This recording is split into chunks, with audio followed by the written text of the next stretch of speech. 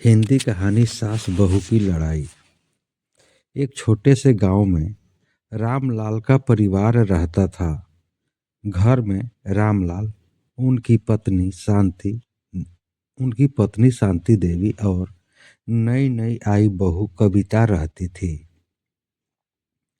शादी के कुछ ही दिनों बाद सास बहू के बीच तकरार शुरू हो गई। सास को लगता था आजकल की बहुएं काम से जी चुराती है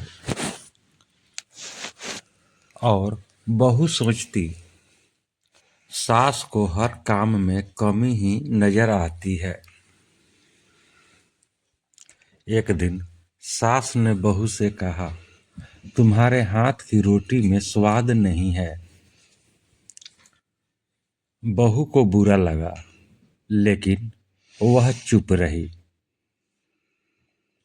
दूसरे दिन बहू ने भी ताना मार दिया,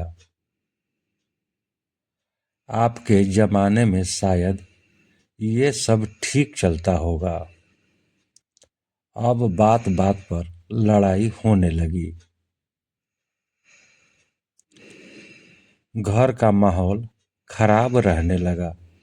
रामलाल बीच बीच में समझाते, लेकिन कोई सुनने को तैयार नहीं था। एक दिन घर में रामलाल की तबीयत अचानक खराब हो गई। डॉक्टर ने आराम की सख्त सलाह दी। अब घर की पूरी जिम्मेदारी बहू पर आ गई। कविता ने दिन रात मेहनत की। सास की दवा, पति की चिंता, घर का काम, सब कुछ। एक दिन शांति देवी ने देखा, बहू बिना थके मुस्कुराते हुए सब संभाल रही है। सास की आंखों में आंसू आ गए। उन्होंने बहू को पास बुलाकर कहा, बेटी, गलती मुझसे भी हुई। मैंने तुम्हें कभी समझने की कोशिश ही नहीं की। बहू भी रो पड़ी और बोली, माँ, मुझसे भी गलती हुई। मैंने आपको अपना समझा ही नहीं। उस दिन के बाद सास बहू नहीं, माँ बेटी बन गई। घर फिर से खुशियों से भर गया।